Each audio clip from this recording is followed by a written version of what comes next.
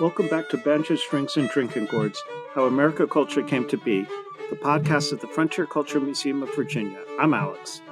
And I'm Rachel. Today we're talking about the rise of the novel. Now, most people love to read, or at least they claim so on their dating app profiles.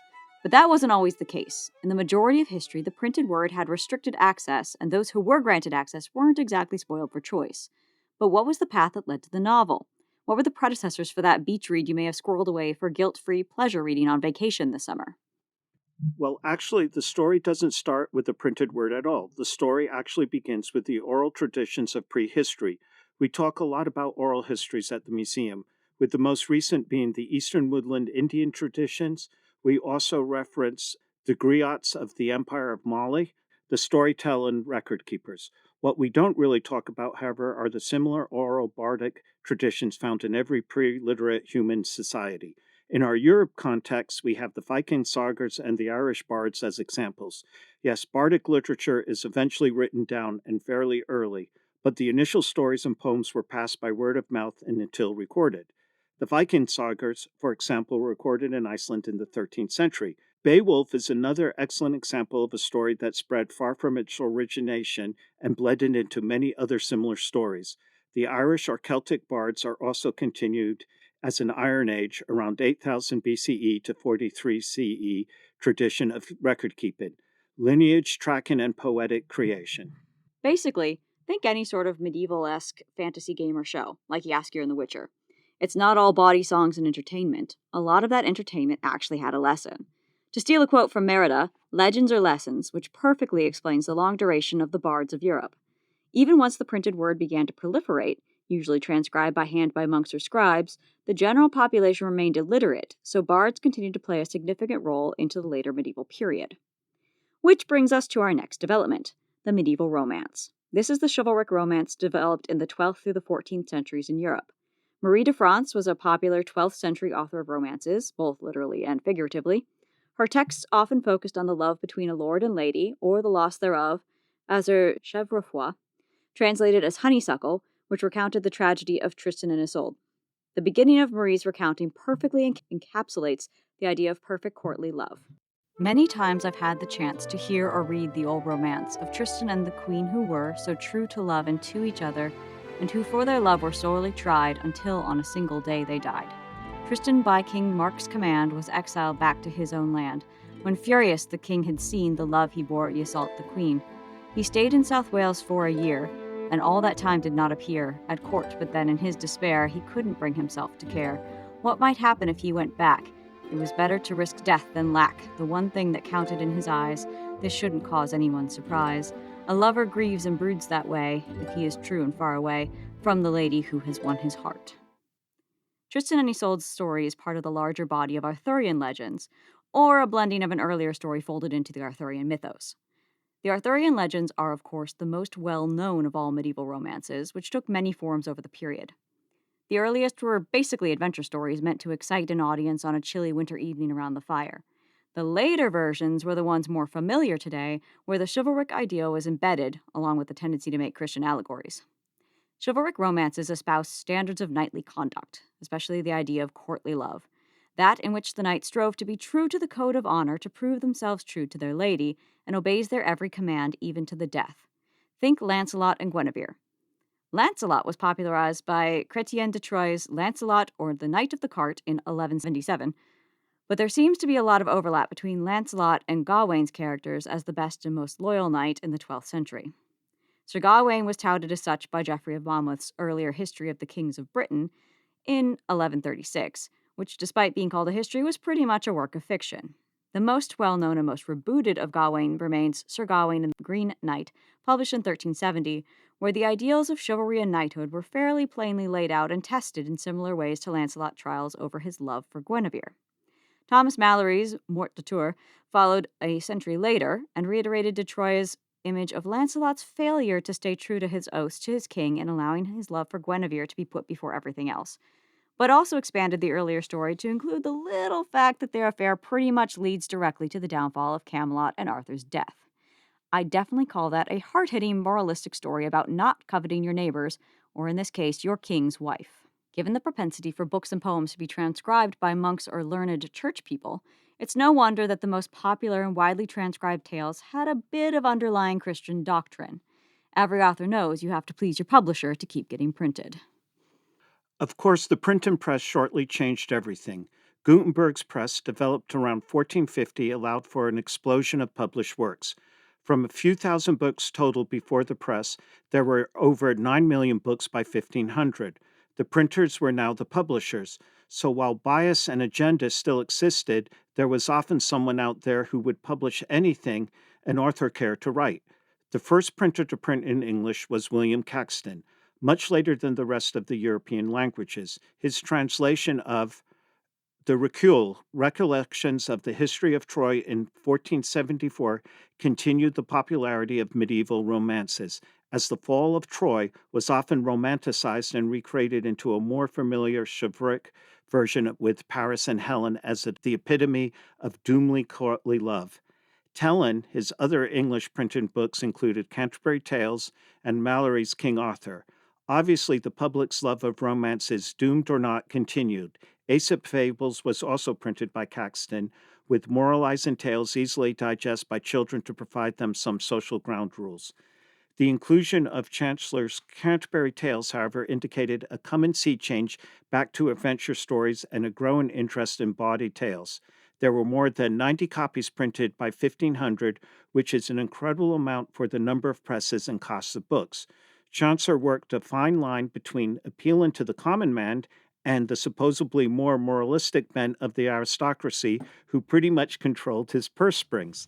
The balance between the Knight's Tale and the Miller's Tale, for example, demonstrated the difference between the lofty but unattainable ideas of romance and chivalry and the more lowbrow but entertaining, bawdy, everyday stories of life in general. The prologue to the Miller's Tale explains the juxtaposition between the two tales. Quote, when the knight has thus told his tale, in all the company there was no one young nor old who did not say it was a noble story and worthy to draw into memory, and especially the gentlefolk. Every one, the host then begs anyone except the drunken miller to tell his tale. However, quote, what more should I say but this miller, he would not refrain from speaking for any man, but his troll tale in his manner. I regret that I must repeat it here, and therefore every respectable person, I pray, for God's love, think not that I speak out of evil intention, but because I must repent all their tales, be they better or worse, or else I must falsify some of my material, and therefore whoever does not want to hear it, turn over the leaf and choose another tale. For he shall find enough of every sort of historical matter that concerns nobility, and also morality and holiness. Blame not me if you choose amiss. The miller is a troll, you know this well. So was the reeve, and also many others. And ribaldry they told both of the two. Think about this, and don't blame me, and also people should not take a joke too seriously. End quote. This pretty much demonstrates the difference in taste between the increase in popularity of more vulgar but believable stories of everyday life and the noble but definitely more fiction stories of courtly love. The Crown itself took an interest in control over the book trade as it started to attempt to censor or called, quote, naughty printed books, quote, around 1538. This introductory, a system of requiring a license for printing or selling a book written in English that swiftly turned into the first copyright system by 1557, putting the kibosh on the previously more or less limited publication trade. There was back and forth on publication rights until the Copyright Act of 1709, which pretty much acknowledged the author's right to make a living from the work and therefore create a huge boom in publication. With the increase in publication ability and the ability to make money off of writing and selling stories, the 18th century saw all sorts of genres taken over. Robinson Crusoe, published by Daniel Defoe in 1719, for example, really embraced the adventure novel. The eponymous character's struggle for survival on a tropical island created a genre that lingers well into today. Think an 18th century version of Castaway without the volleyball. Romances continued with novels like Eliza Haywood's 1719 Love in Excess, about two girls fighting over a man, and Samuel Richardson's 1740 Pamela, which told the scandalous tale of a lecherous master attempting to seduce his virtuous maid. Both plots are pretty recognizable romance novel or soap opera tropes. But more importantly, some scholars trace the start of the fantasy novel to Jonathan Swift's satirical Gulliver's Travels. Most people are at least familiar with some of the descriptive words that Swift graced the English language with: Lilliputian for small, Brobdingnagian for excessively large, and Yahoo for any uncouth or rowdy person. But Gulliver's Travels, while definitely a satire on the entirety of the human race, is on the face of things a journey through fantastical worlds in the same fashion as later writers like J.R.R. Tolkien or C.S. Lewis. Another lingering 18th century genre that most people can identify with but not name is the picaresque novel. Alex, does that term mean anything to you? Yes and no. Truth be told, I had to look up the term and realized almost every movie and novel I've ever read recently has elements of the picturesque genre. Yes, it's actually any adventure story that follows the exploits of a rough and tumble, likely lower class male hero whose quick wit is the only thing that saves him from facing the consequences of his actions. Henry Fielding's Tom Jones is an English example from 1749 where the reader isn't quite sure if they should actually root for the hero or not. Voltaire's 1759 Candide and Daniel Defoe's 1722 Moll Flanders are also picaresque, although the latter uses a female protagonist. The best example is much later with Mark Twain's 1884 Huckleberry Finn. Tom Sawyer is ultimately too law abiding, or at least Aunt Abiding and Becky Thatcher fearing, to count fully as a picaro. Huck, on the other hand, tries life as a member of the society and finds it doesn't quite suit him.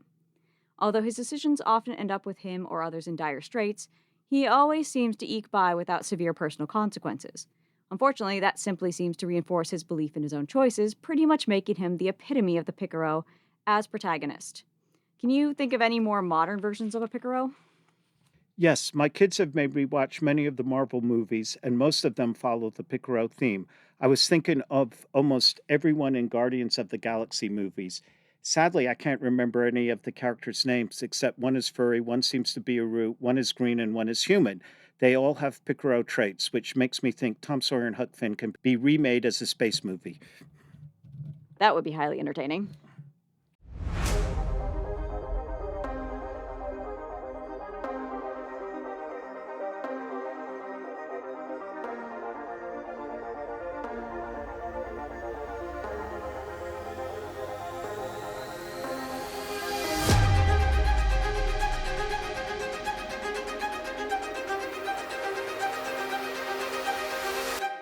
Toward the end of the century, we start seeing the infamous Gothic novel. Horace Walpole's 1764 The Castle of Otranto is considered the first fully Gothic story.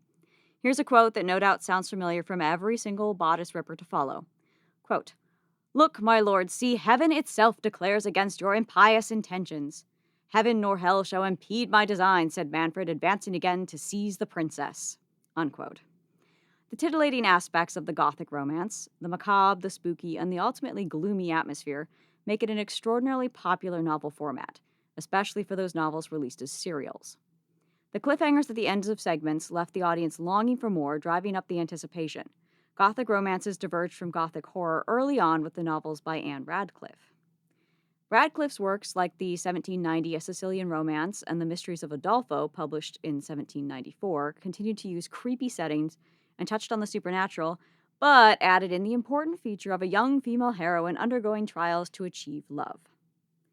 Here's a quote describing the setting of the castle in Udolpho. Quote, "Emily gazed with melancholy awe upon the castle, which she understood to be Montoni's, for, though it was now lighted up by the setting sun, the Gothic greatness of its features and its mouldering walls of dark grey stone rendered it a gloomy and sublime object. As she gazed, the light died away on its walls, leaving a melancholy purple tint, which spread deeper and deeper as the thin vapor crept up the mountain, while the battlements above were still tipped with splendor. From those too, the rays soon faded, and the whole edifice was invested with the solemn duskiness of evening. Silent, lonely, and sublime, it seemed to stand the sovereign of the scene, and to frown defiance on all who dared invade its solitary reign. As the twilight deepened, its features became more awful in obscurity, and Emily continued to gaze till its clustering towers were alone seen rising over the tops of the woods, beneath whose thick shade the carriages soon after began to ascend." End quote. Radcliffe's books were so popular that not only did she get paid £500 for The Mysteries of Udolpho when the average income for a novel was £10, but her successor, Jane Austen, even mentions Udolpho in her own Gothic romance of Northanger Abbey, published in 1817, showing the popularity of the genre even for a more upper-class, so-called proper society, especially female society. Some of the most famous classic novels are technically Gothic romance novels, like Jane Eyre by Charlotte Bronte from 1847, and her sister Emily's infamous Wuthering Heights from the same year. Even Louisa May Alcott of Little Women fame dabbled in the Gothic with her short stories like Agatha's Confession in 1857. Her full length novel, A Long and Fatal Love Chase from 1866, was so sensational for the period that it was never printed in her lifetime. The first publication was in 1995. Gothic romances from the end of the 18th century onward played with subjects not considered fit for polite society, like lust, murder, the supernatural, and even incest. A perfect example of the kind of fascination these books held is when Catherine Morland asks Isabella Thorpe in Northanger Abbey, quote, "But are they all horrid? Are you sure they're all horrid?" The response? "Yes, quite sure, for a particular friend of mine, a Miss Andrews, a sweet girl, one of the sweetest creatures in the world, has read every one of them." End quote. Similarly, with the development of the science fiction genre, Mary Shelley wrote and published Frankenstein, or the modern Prometheus, in 1818. Some people lumped Dracula in with science fiction thanks to early monster movies, grouping Frankenstein's monster with the Count. But Bram Stoker's 1897 novel is definitely a Gothic horror, showcasing the divide between the Gothic romances and the Gothic horror novels. And if you've ever been to Whitby Abbey, where Stoker stayed while writing it, you definitely get the full ambience of gloom and chills down your spine that the descriptions of the setting are meant to evoke. Frankenstein, on the other hand, is much more concerned with what happens when a scientist plays God, how society can or cannot accept the different or unnatural. One of the most famous quotes is, quote, "I do not know that for the sympathy of one living being, I would make peace with it all. I have love in me, the likes of which you can scarcely imagine, and the rage, the likes of which you would not believe. If I cannot satisfy the one, I will indulge the other," unquote. This is such a perfect encapsulation of the human condition, and it comes from what quite literally an unnatural being. Another quote showcased the disdain of society for anyone different or outside of what was deemed the norm. Quote, "Of my creation and creator, I was absolutely ignorant, but I knew that I possessed no money, no friends, no kind of property. I was besides endured with a figure hideously deformed and loathsome. I was not even of the same nature as man. I was more agile than they, and I could subsist upon coarser diet. I bore the extremes of heat and cold with less injury to my frame. My stature far exceeded theirs. When I looked around and saw or heard of none like me, was I then a monster, a blot upon the earth, from which all men fled and all whom men disowned?" End quote.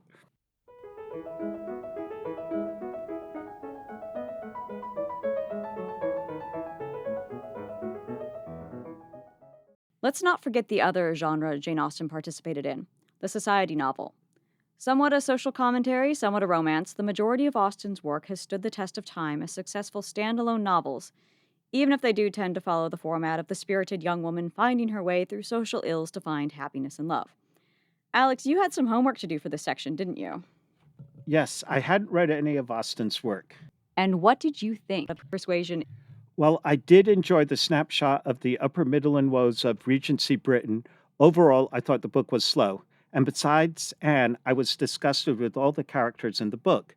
Near the end of the book, the whole group was at the theater, and the politics of who was sitting next to each other in the theater and the inane conversations between all the characters, in particular Anne and her suitors, almost made my head explode in disgust.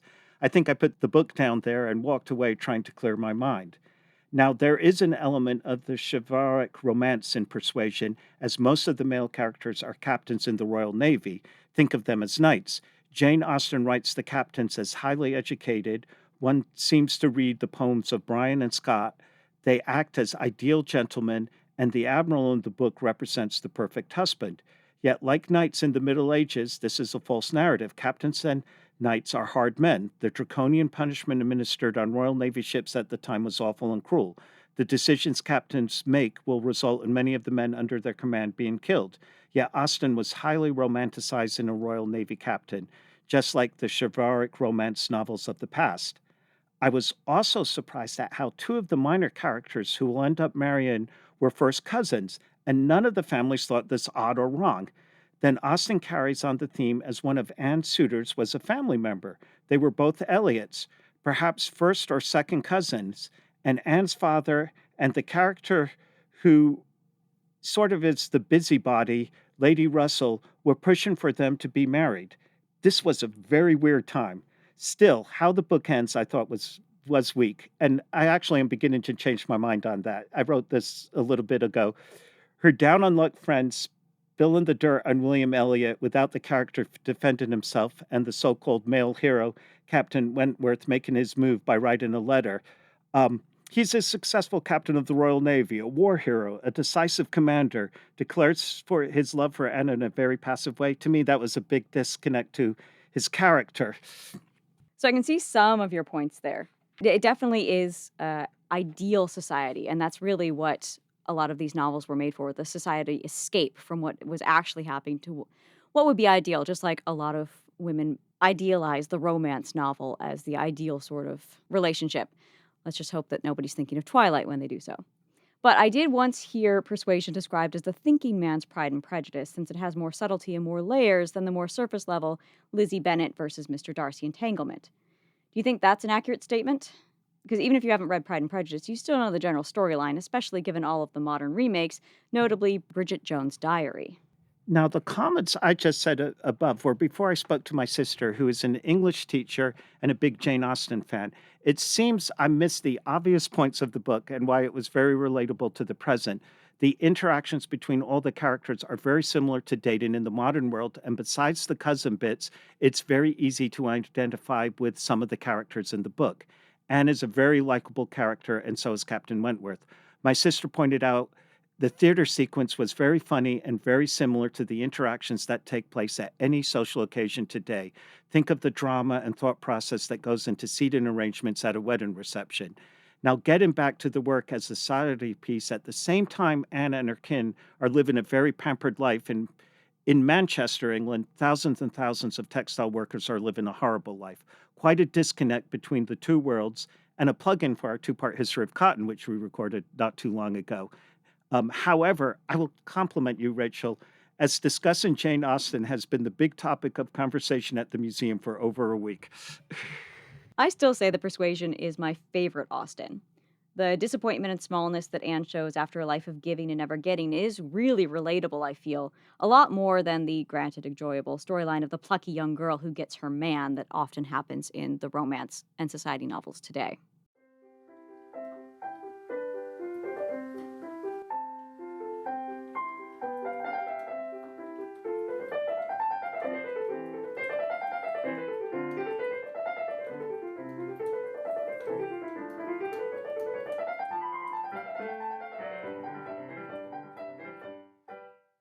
By the mid 19th century, pretty much any type of novel was published and avidly read.